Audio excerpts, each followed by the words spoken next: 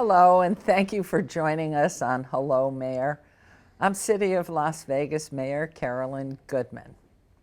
The future of our water supply here in Nevada continues to be a very hot topic as the water level in Lake Mead decreases. Southern Nevada continues to grow.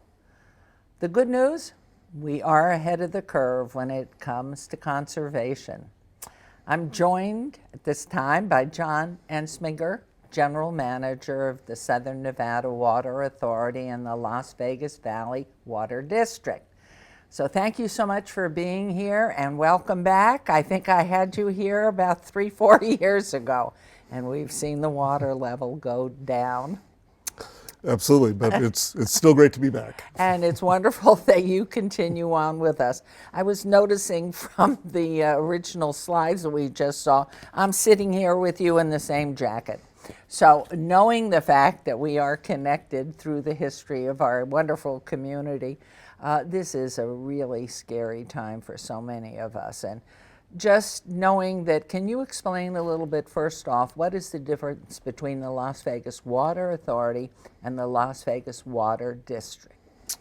Sure. So the Southern Nevada Water Authority has 7 member agencies, and the job of the Water Authority is basically to pump water out of Lake Mead and distribute it to those member agencies. The Las Vegas Valley Water District is the largest of those 7 member agencies with 70% of the retail. So if you live in unincorporated Clark County or the city of Las Vegas, you get retail water service from the Las Vegas Valley Water District, but the Southern Nevada Water Authority provides wholesale service to the district, to Henderson, to North Las Vegas, to Boulder City. So those are the member agencies. And so the many years that we have been watching this, I mean, we came here in 1964 and there were probably less than 100,000 people. We're now at 2.3 or 4 million people. We have seen in the 70s and 80s an explosion in our hotel resort community growth, and wondering, where is most of the water used? Is it the adjoining states? Which are the adjoining states that share the water from Lake Mead? So the Colorado River serves Colorado, Wyoming, Utah, New Mexico, Nevada, Arizona, California, and Sonora and Baja in the country of Mexico.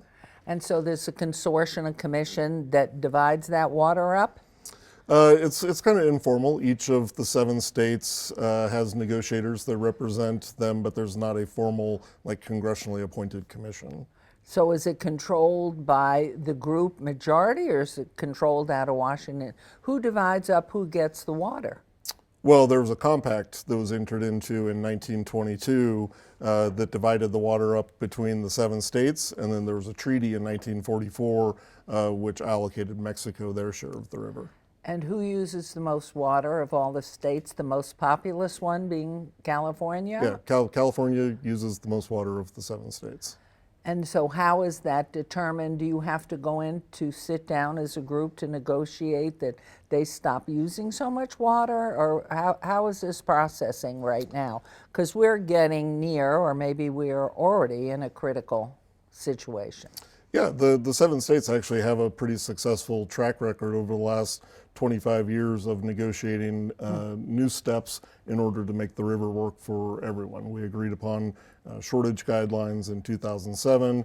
We agreed on a drought contingency plan in 2019. So it sounds kind of convoluted, but the 7 states actually have a pretty successful track record of working together. But here we are in Nevada, and being selfish and considering ourselves, as we look to this I think it was 1983, was the really lack of capacity at the lake. 1983, and we had just witnessed here in Southern Nevada the hotel expansion continuing into the 80s. So since that time of 83, it's continued to drop. And we've had developers come in, we've had all these hotels, and it looks like more and more people are coming in. What do we see? What do you see from that? And how do you handle this? Well, Nevada has the smallest share of the river. If you add up those other 6 states plus the country of Mexico, we have a legal entitlement to 1.8% of the river.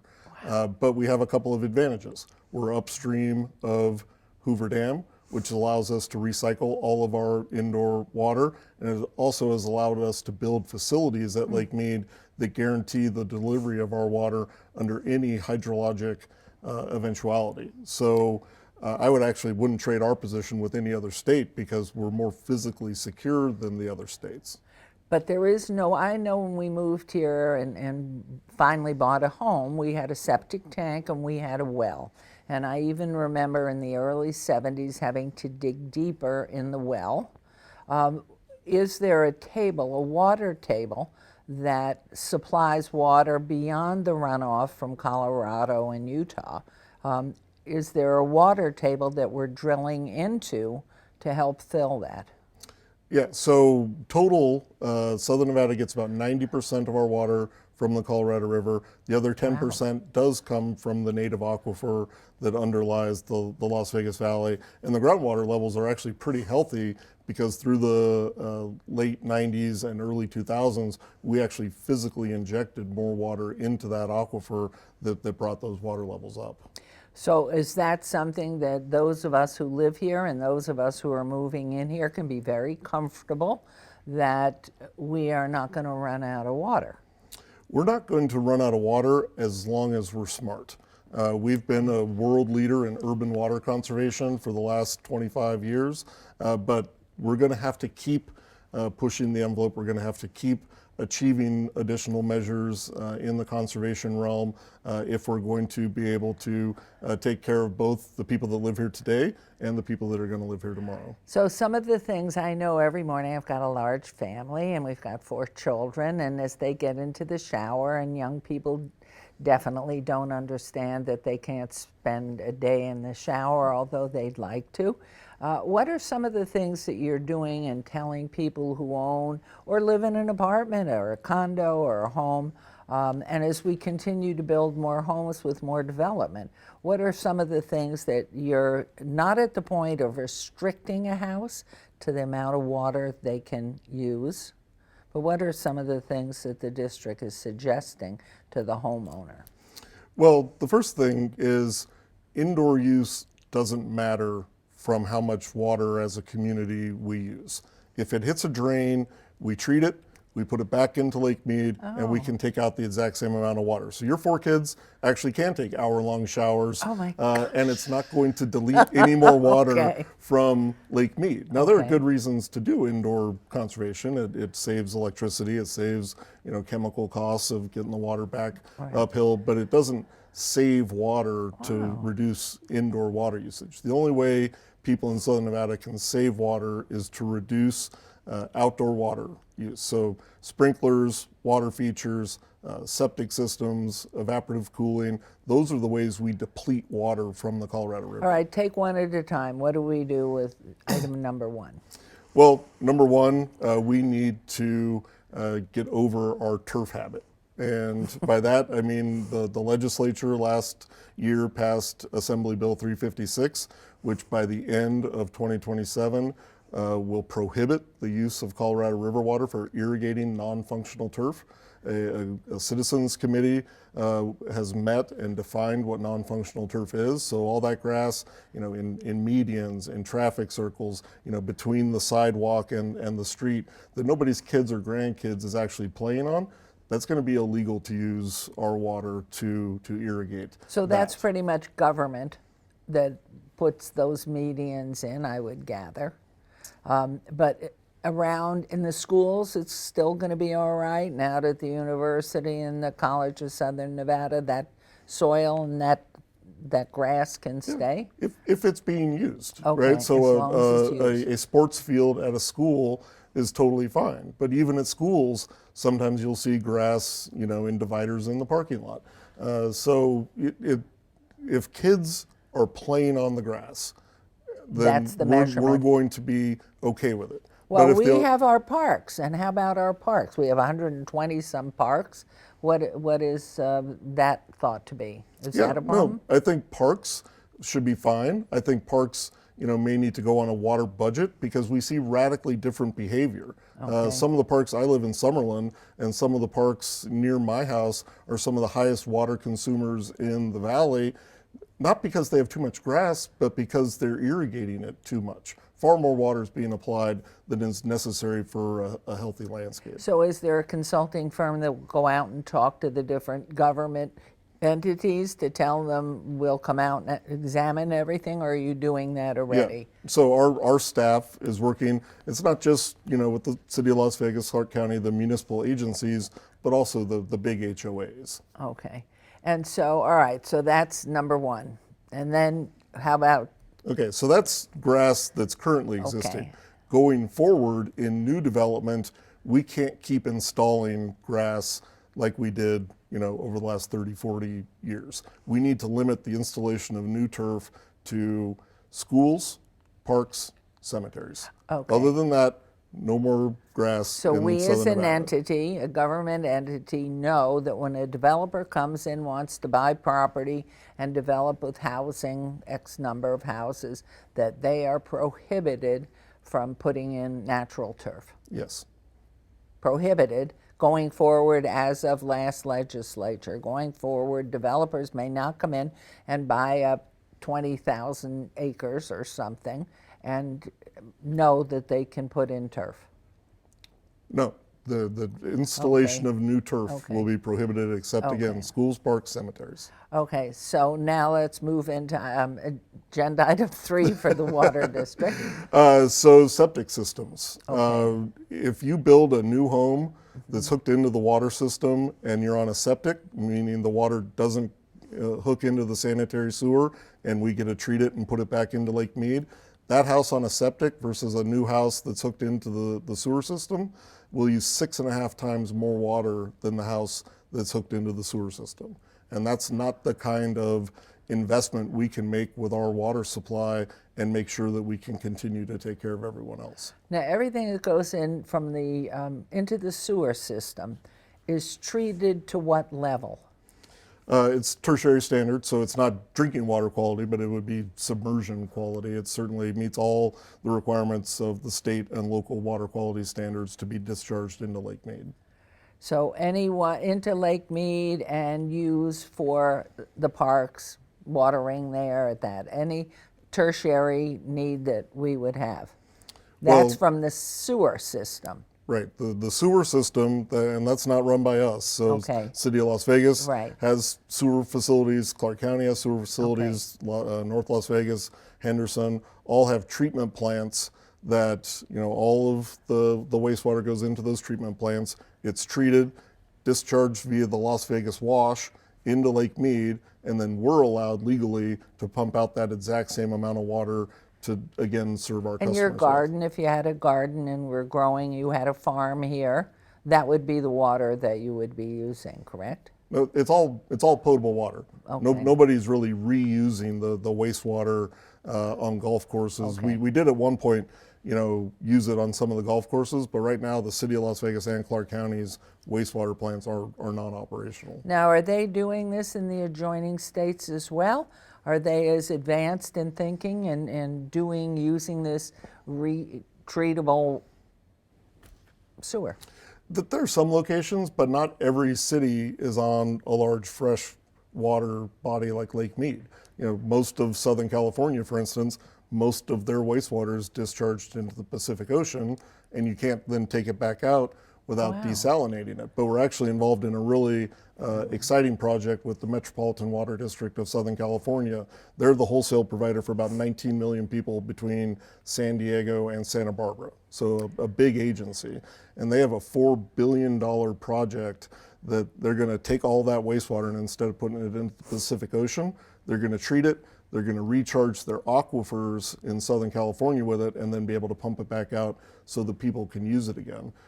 Therefore, the water they're using from Lake Mead comes back or stays stable? Well, they get to for us? reuse it. It doesn't come back to Lake Mead, but they get to use it, Okay. twice, 3, 4 times So instead that's of just. huge. And not only that, they've now agreed to allow us to invest in that project. Our board of directors has already approved $750 million for us to make a capital investment in that project. And in return for our investment, they will leave a portion of California's Colorado River water in Lake Mead for our use. And this becomes effective yesterday. Well, we're working on it right now. We're doing the engineering, the environmental compliance. Senator Cortez Masto got $450 million for regional recycling projects into the bipartisan infrastructure bill that passed Congress last year. So it's really a regional effort. Because California is the most populous state, I believe, in the country. And so if in fact they are using that allocation from Lake Mead, that should be a great help to us to stabilize, I would imagine, or not. Yeah, it will both help stabilize Lake Mead levels and give us a little bit more water to diversify our water supply here.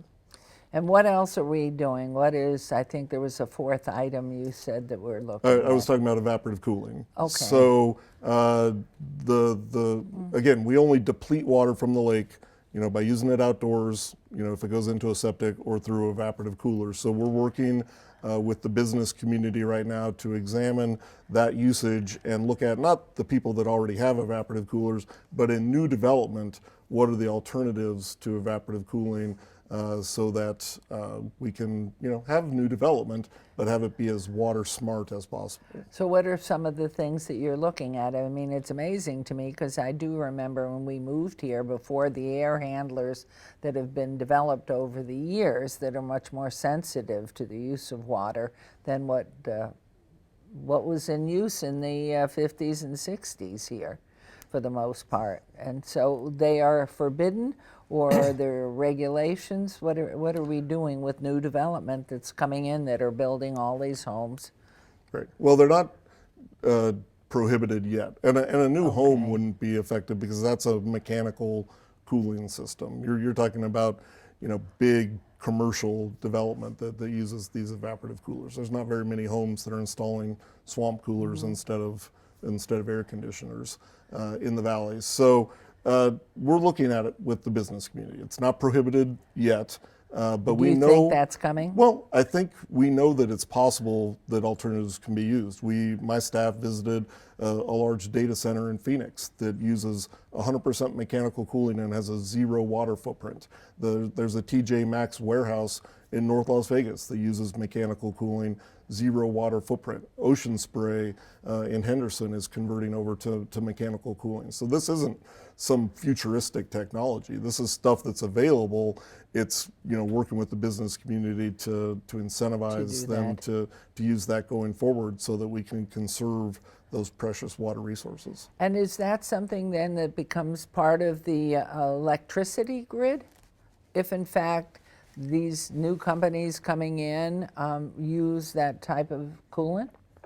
Yeah, it will. We have to be, honest with ourselves, honest with the business community. Those systems will use more electricity. So again, we need to strive to, bring more renewable sources of electricity online so that we're not contributing to the carbon footprint. But at the end of the day, we know we can generate more electricity. We can't generate more water. Well, and of great concern to me has been the fact that the California, especially in Southern California, the grid is down 2 or 3 times over the summer. Nobody has any power. And so as we go forward in Southern Nevada with looks to conservation and being more environmentally friendly, but we're going more to everything being electric, battery operated, which is all part of the energy system. How do we prevent Nevada from going down on the grid again like they're experiencing in California, where we have no power, everything stops because your computer doesn't even work? Well, I would preface everything by saying I run a water utility. I don't run an electric utility, so I'm not necessarily an expert in all things electrical power. But we have had conversations with NV Energy. They're well aware of the effort on evaporative cooling, and they're very confident that their grid here in Southern Nevada can accommodate that type of new development if in fact it consumes more electricity. Because, I mean, I think that's something that we all are concerned about. Obviously, everybody's concerned everywhere. But when you take an action, there's usually a result, and you have to plan for that result. So as we go into everything that's electric and battery and electric and boosting everything, and we change in this area to be water conservative, the energy companies of Southern Nevada, certainly just looking at us, need to be prepared to gear up so we don't lose all of our power. Talk a little bit about the turf replacement. I know we're in a home we've been in for over 40 years, and so we fought that for the longest time because we loved the smell of new mown grass, and not that we had a whole ton, but it was an incentive. Is it still there, and does that look to change? Yeah, so we're still paying people $3 a square foot to take out their grass and $3. convert $3 a It's square up. foot to convert over to desert landscaping. And you know what I would tell people, I know some people really like their grass, Yeah, but to the extent you have grass, again, that your kids and grandkids aren't playing on, 1 square foot of grass uses 73 gallons of water per year. So think of 73 milk jugs, Wow. full of water. That's what it takes for every square foot that you're putting down there. And then take a look at Lake Mead and think about the future generations and figure out how badly you need to keep that grass. Well, and talk a little bit too about when I know when we go to Southern California, look at the farms and the big spray heads. How about the conversion, and what is a drip system? How does that work, and what is that for? Yeah, well, at least here locally, your drip system. So if you have either desert landscaping that might use zero water, or trees and shrubs and things of that nature on a well-functioning drip system, that uses 17 gallons per square foot on an annual basis. So 73 gallons for grass, 17 for alternative landscaping. So a very big delta. In agriculture, that's an area where we're gonna have to be more efficient because, again, talking about the states and Mexico that share the water, Right. 80% of the water from the Colorado River is utilized for agriculture. And I'm not a proponent of, Wow. beginning to import all of our food. We want to maintain a secure Right. food supply, but we have to find ways to produce the same amount of food using less water. And to that end, we actually have a partnership right now, again, with the Metropolitan Water District of Southern California, Central Arizona, Central Utah, and Denver Water with us. We're doing a pilot program down in Arizona, actually on tribal land, that is exploring growing alfalfa on drip irrigators instead of on those big center pivots to see if you can produce that same forage crop in a much more water efficient manner. So those are the types of things that the whole southwestern United States is going to have to explore as we move forward. Well, and I would imagine the consortium of states is working always in research and new things. Are we doing anything on our own here in the way of research? Well, we have WaterStart, which grew out of the Governor's Office for Economic Development and has added several partners along the way. And what WaterStart does is look around the globe and find new water technologies and then try to bring them here to Southern Nevada to make our system as absolutely efficient as possible. And we've been very successful in that. If you look at the Las Vegas Valley Water District, has about 6,000 miles of pipe underneath our city, and we have less than 5% unaccounted for water. And we've done that by deploying, surge detection that's and amazing. leak detection, and throughout our system. Nobody thinks about this labyrinth of pipes that underlays our city, but we have one of the most water efficient distribution systems anywhere in the world Well, that makes right us here. very proud. I know that in Israel they were using the drip system in the 50s, and it took us to the mid-late 70s to get to the point of initiating any projects that were using the drip system or the little bubblers. The other thing too, and I know I've asked you so many times about it, about investing in desalination, which I know they've had to do. Their topography is pretty similar to Nevada. I think Israel's smaller than the state of Nevada, and yet because of the desert and how arid it is there, but they're right on the water, the ocean, I mean Mediterranean. So what are we doing? Why aren't we piping now? Why aren't we all the way to the Pacific, or why aren't we all the way down through, why aren't we piping already? What's taking us so long? Well, or don't we want to do it? Haven't needed to, expend that kind of capital yet. I mean, to build a major desalination plant on the Pacific coast, is a multi-billion-dollar investment.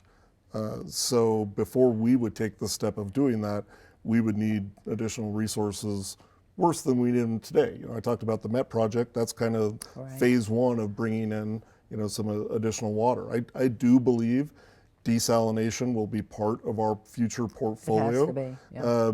But the cost is fairly significant. So right now, when the Water Authority sells an acre-foot of water to the city of Henderson, we charge them $337 for that acre-foot of water, which is 326,000 gallons.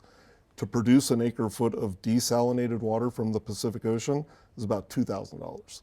So it's, 5-6 times, the cost. So is that the closest to go ahead and buy? I mean, we have to look, as expensive as it is, we have to look forward so the next generation does have an assurance of water. And whether it's piped, I know during the days of Pat Mulroy's time at the Water District, talking about bringing the floods down from the Mississippi and start piping that. So we had in the Southwest enough water to sustain us, and dollars don't sustain you. You need the water. So are we being not smart enough by not getting started with putting this in place soon? I think we're taking the actions we need to take as they occur. I don't feel like we're behind at all with this, really this next generation project that we're doing with Met, with the wastewater in Southern California. That's what we need to be doing today. I think there will be investment in desal in the future in the Pacific Coast, and I expect us to be a partner in that, but that isn't something we need to be doing today. Okay, so there's a comfort zone. Now, when people see broken pipes and water, could you please, because unfortunately we've run out of time here, who do you call? What is the app? How do they signify we've got a break here, we're losing water? Yeah, so there is an app that you can download from the Las Vegas Valley Water District website or at the App Store that actually you just take a picture of either the water waste or the leak. There's a geo-tracker in the app that will send that to our customer service department, and we will work with the customer either to reduce that waste or to get that leak fixed. Well, all I can tell you is this is so important. And John, I want to thank you so much again for spending your time here with us and for all the efforts you are putting forth to keep Nevada a leader in water conservation. We're just so thrilled, and thank you at home for watching. But make sure, watch the water. Make sure you replace turf. Make sure you've done everything that John Entsminger has brought to us so that we're more aware. And make sure, too, that you never miss an episode.